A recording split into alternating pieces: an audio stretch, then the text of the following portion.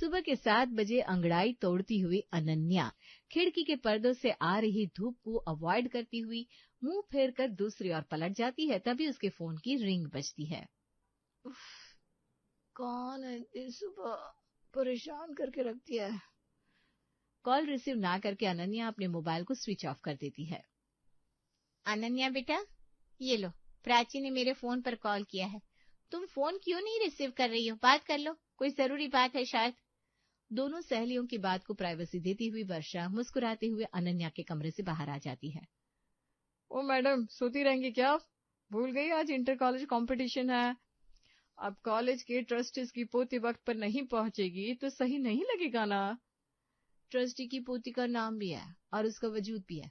11 बजे से कंपटीशन है और अभी 7 बज रहे हैं। अरे पहले आएगी तभी तो गुफ्तगू होगी, दिल की बात होगी, प्यार की बहार होगी। यहाँ सभी प्रोग्राम के लिए तैयार हो रहे हैं। इतने हैंडसम लड़के हैं, क्या कहूँ। मेरा दिल तो गार्डन गार्डन हुआ जा रहा है यार। तो बस जल्दी से आना यार। लड़कों के अलावा तुझे और कुछ दिखता है क्या? मैं अनन्या हूँ, कॉलेज में यहाँ वहाँ घूमने वाली कोई आम लड़की नहीं हूँ। इसी तरह किसी भी लड़के से प्यार करने से मेरी शादी उससे करवा नहीं दी जाएगी। हमारे घर की रिवायतें अलग है, तुम जानती हो। खैर, इंट्रो में एक छोटा सा सॉन्ग मुझे गाना है। आधे घंटे में कॉलेज पहुंचती हूँ। बिना किसी हड़बड़ाहट के अनन्या आराम से अपने बिस्तर से उठती है और फ्रेश होने चली जाती है। कौन सी सूट पहनूं?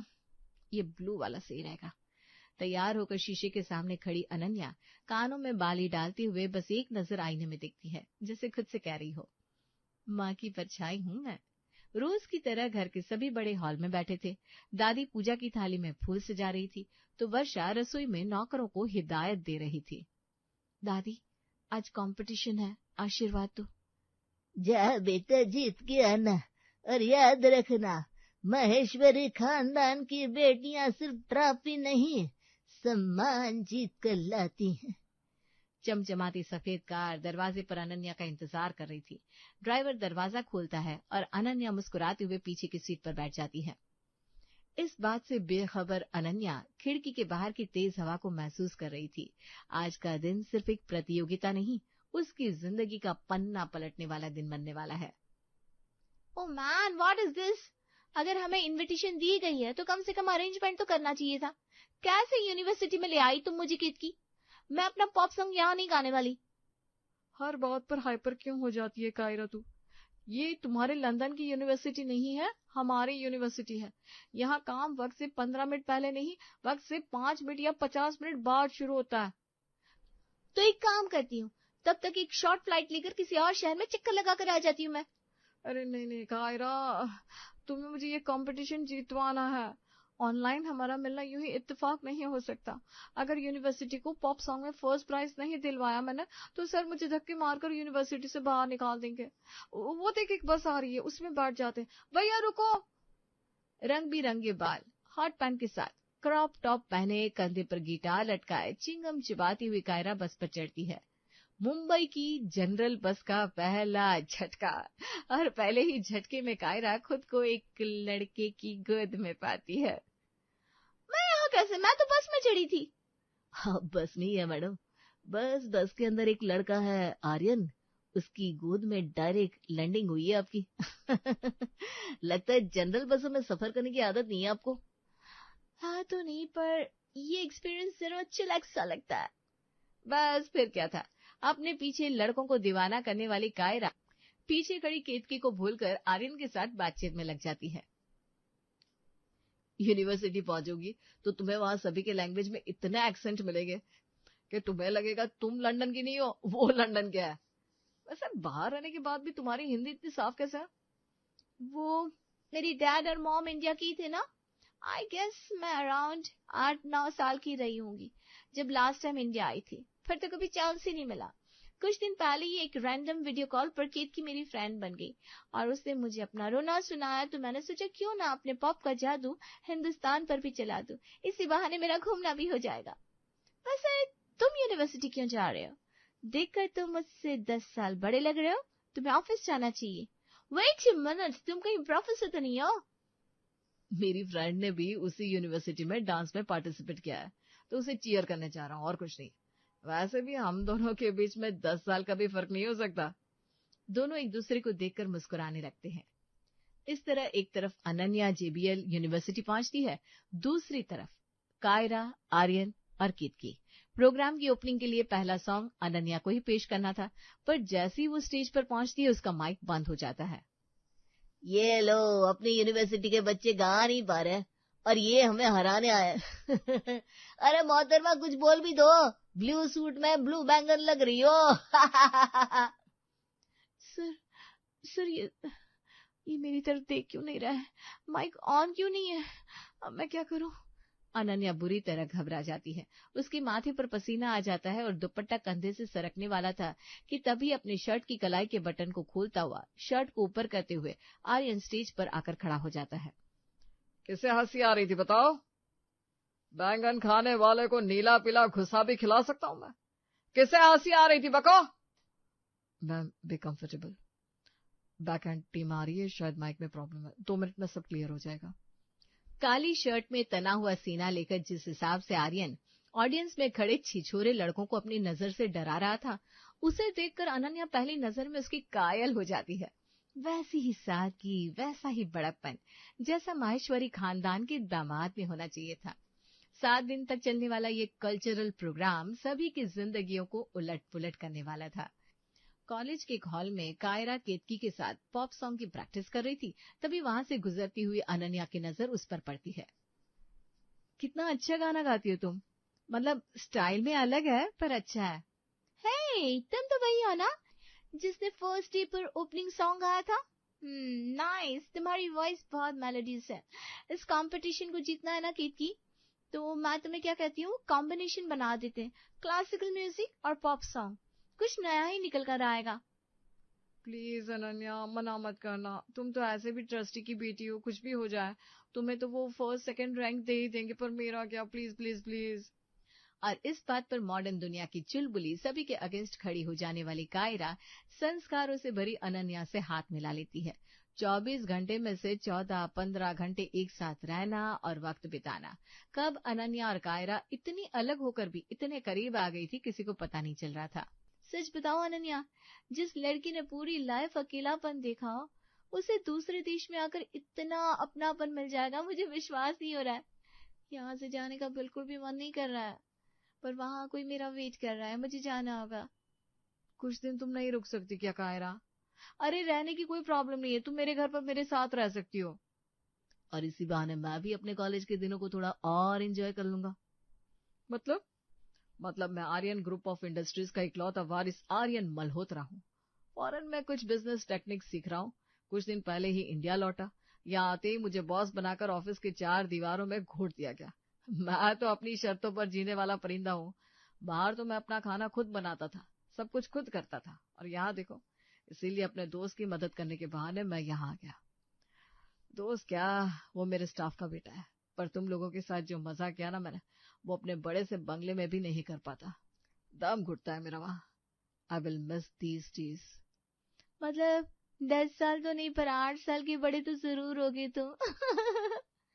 तभी कायरा का फोन बजता है और वो फोन लेने आगे बढ़ती है। क्या? What is this stupidity? Mummy की लाइफ में कोई था? नहीं, मुझे क्यों प्रॉब्लम होगी, पर उन्हें मुझे बताना तो चाहिए था। इस तरह मुझे बिना बताए वो अपने बॉयफ्रेंड के साथ कैसे जा सकती है? This is rubbish. क्या हुआ कायरा, सब ठीक तो है? मेरी मम्मी अपने किसी बॉयफ्रेंड के साथ कहीं चली गई है, घर लॉक करके, और अनफॉर्चुनेटली घर की चाबी भी उनके पास ही है, सो वापस जाकर भी मुझे होटल में ही रुकना पड़ेगा। मतलब कि फाइनल रहा, तुम कहीं नहीं जा रही, एटलीस्ट जब तक तुम्हारी मॉम रिटर्न ना आ जाए। पिंक कलर रघु दादा, मैंने बोला था आपको, पिंक कलर के फ्लावर्स चाहिए। पिंक कलर फेवरेट है कायरा का मम्मा, और रघु भैया ये आर्किड ले आए। अब जल्दी से आप सारी डेकोरेशन चेंज करवाओ। सच बताओ तो तेरे 24 साल की लाइफ में मैंने तुझे कभी इतना हड़बड़ाहट में नहीं देखा। पता नहीं कौन है ये कायरा, जब से तुझे मिली है तुझे बदल कर रख दिया है उसने। आज तो मैं भी मिल लूं उससे। वर्षा दरवाजे की ओर देखती है और एक जोर का हवा का झोंका आता है। कायरा के चेहरे से उड़ता हुआ दुपट्टा जाकर वर्षा के चेहरे पर आ ठहरता है। धीरे धीरे वर्षा उस दुपट्टे को अपने चेहरे से हटाती है उसके नीचे थी नीली आंखों वाली एक प्यारी सी लड़की, जो सूट पहने शर्माई सी हिचकिचाती हुए उसे देख रही थी। गीता? सॉरी, क्या? नहीं, वो बस तुम्हें देखकर किसी की याद आ गई, किसी अपने की। बड़ी प्यारी हो बेटा तुम, और ये तो बिल्कुल भी वैसी नहीं है जैसा तूने बताया था अनन्या। कौन कहेगा ये लंदन से रिटर्न होकर आई है। ये सब आपकी बेटी का कारनामा है आंटी जी, मुझे बदल कर रख दिया यहाँ लाने के लिए। सच कहूँ तो असल में इंडिया तो अब आई हूँ मैं। कायरा अनन्या के परिवार के सभी लोगों से मिलती है। दादी की ज्ञान की बातें, दादाजी के मजाक या चुटकुले और घर के बच्चों के साथ भागा दौड़ी करना, ये सब कायरा ने कभी महसूस ही नहीं किया था। आज महसूस हुआ मैंने लाइफ में क्या कुछ मिस किया है। आर्यन अकेले रहकर भी सभी से लड़ लड़कर मैं थक चुकी थी। मैं आज बहुत खुश हूँ। सॉरी अगर तुम्हें बुरा लगे कायरा, पता नहीं मुझे ये पूछना चाहिए या नहीं, पर तुम्हारे पापा जिंदा है? शायद है, शायद नहीं।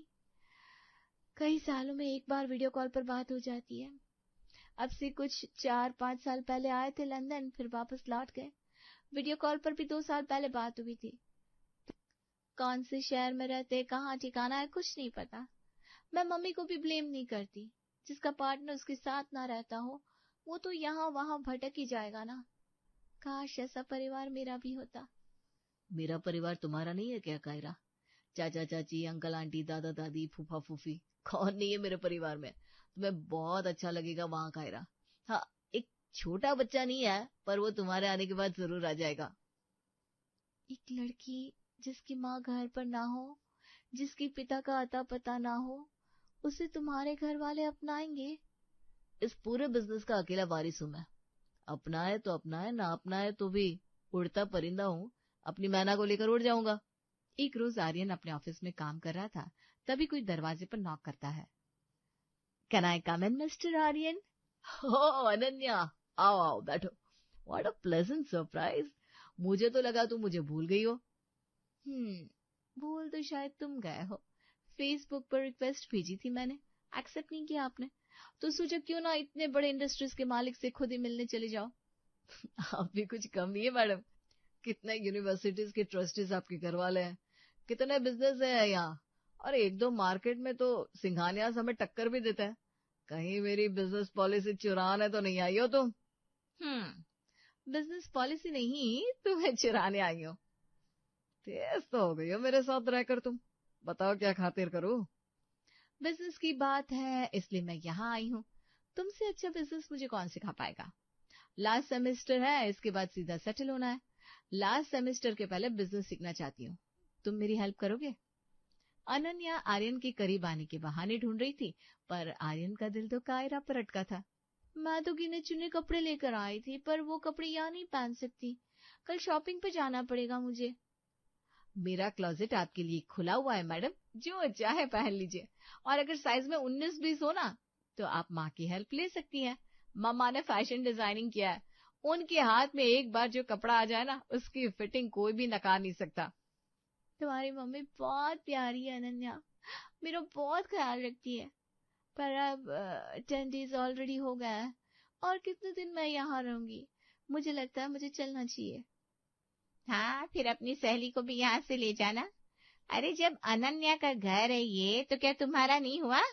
इसमें शर्माने की क्या बात है बेटा, तुम मेरी बेटी ही तो हो। ये कहकर वर्षा कायरा को गले से लगा लेती है। और अभी तक तो तुम अनन्या के पापा से भी नहीं मिली हो। 2 दिन बाद वो लौट रहे हैं। अगर उनके आने के पहले मैंने तुम्हें विदा कर दिया ना, तो वो मेरी अच्छी खासी डांट लगाएंगे। अगली सुबह समाज में रिश्ता करवाने वाली बिरला भाभी के साथ अनन्या की दादी माँ बैठी हुई थी। अरे कायरा बेटा, इधर आ तू। लगे हाथ तेरे लिए भी कोई लड़का देख लेते हैं। सही कह रही हूँ ना वर्षा? अब तो बच्ची की विदाई इसी घर से होगी। ये लो कायरा, तुम कह रही थी ना तुम्हारा परिवार नहीं है, अब तो माँ जी ने भी तुम्हें अपनी पोती मान लिया। अब तुम्हें हम कहीं नहीं भेजने वाले यहाँ से। अब तो विदाई तुम्हारी इसी घर से होगी। ये लड़का कैसा लग रहा है आपको? मुझे तो अनन्या के लिए अच्छा लग रहा है। पीस इंडस्ट्रीज का वारिस है ये। मेरे लिए लड़की क्यों देखनी है आपको दादाजी? मुझे अभी शादी नहीं करनी, मैं क्लास जा रही हूँ। अनन्या घबराती हुई सीधा अपने घर से बाहर निकल जाती है और अपनी गाड़ी में जाकर बैठ जाती है। लगता है अब आर्यन से बात करने का वक्त आ गया है। अच्छे घराने का भी है वो, पापा मना भी नहीं करेंगे। वैसे ही रिवायतें, वैसे ही संस्कार। पर क्या मेरा उसे प्रपोज करना ठीक रहेगा? बीच में बोलना तो नहीं चाहिए बेबी जी, पर प्यार में जितनी हड़बड़ी हो उतना अच्छा, वरना अक्सर देर करने से प्यार के फूल मुरझा जाते हैं। मेरे पहले प्यार के फूल को मैं मुरझाने नहीं दूंगी भैया। अनन्या की खुशी का ठिकाना नहीं था। वो चॉकलेट आर्ट शॉप के बाहर कार रुकवाती है और एक चॉकलेट का बुके आर्यन के लिए बनवाती है। फ्लावर बुके भी ले लेती हूँ और कुछ कपड़े भी। नहीं, ये कुछ ज्यादा ही हो जाएगा। कायरा का दिमाग इन चीजों में ठीक चलता है, उससे सलाह लेती हूँ। ये कहाँ फंसा कर चली गई तुम मुझे अनन्या? या तो लगता है सब मिलकर आज ही मेरी डोली उठवा देंगे। डोली के बारे में बाद में सोचना, पहले मेरी मदद कर। मैं आज किसी को प्रपोज करने जा रही हूँ। क्या लेकर जाऊं बताना। What? सच में? OMG, I can't believe this. तुम्हारा पहला प्यार। उफ। एक अच्छा सा वॉच लेकर जाओ और हाँ, गुड न्यूज लेकर ही आना। I will be waiting for you. Aryan group of industries के ऑफिस के नीचे अपनी सफेद लग्जरी कार से उतरती हुई अनन्या आज सारी शर्म हया भूलकर सीधे अंदर भागती है। ओह गॉड, ये लिफ्ट नीचे क्यों नहीं आ रही? किसने रोक रखा है लिफ्ट को? अब इंतजार नहीं हो रहा मुझसे Aryan. I want to meet you. Lift छोड़कर अनन्या सीढ़ियों की ओर भागती है। मैम आप स्टेयर्स यूज क्यों कर रही है? कोई प्रॉब्लम हुई है क्या? मैं चेक करवाऊं? आर्यन कहाँ है? सर तो अभी किसी काम से निकले, लिफ्ट में ही होंगे। ओ तो लिफ्ट में आर्यन था। ओह गॉड, ये लड़का कितना दौड़ाएगा मुझे। पर इस बार अपने प्यार के फूल को मुरझाने नहीं दूंगी मैं। Aryan, I am coming. Ananya पीछे मुड़ती है, लिफ्ट तक जाती है। लिफ्ट का दरवाजा खुलता है। कान पर फोन लगाया हुआ आर्यन कुछ बोलता हुआ बाहर निकलता है। मैं तुम्हारे घर आ रहा हूँ रिश्ता लेकर कायरा। अनन्या के बिल्कुल करीब से आर्यन फोन पर बात करता हुआ बाहर निकल जाता है। आर्यन की बात सुनकर अनन्या के पैर वहीं जम जाते हैं। उसके हाथ से बुके और वॉच छूटकर जमीन पर गिर जाती है। जिसके बाप का अता पता ना हो, जिसकी माँ भगोड़ी हो, वो लड़की तो दूसरों के प्यार पर नजर डालेगी। गलती मेरी हो गई थी जो उस बिगड़ैल लड़की को अपने घर पर पनाह दी थी मैंने। अपने पहले प्यार को मैं इतनी आसानी से जाने नहीं दूंगी। कायरा, तुम्हें आर्यन को भूलना होगा। हमेशा की तरह प्यार दोस्ती के बीच आ गया था। वहां कायरा को लग रहा था कि उसे वो परिवार मिल गया है जिसका सपना उसने बचपन से देखा था। तो दूसरी तरफ अनन्या का दिल ठहर सा गया था। उसके हाथ से वो पहला प्यार जाने वाला था जो उसे बड़ी मुश्किल से नसीब हुआ था। अब ये प्यार और क्या तूफान लाने वाला था, ये तो आगे ही पता चलेगा।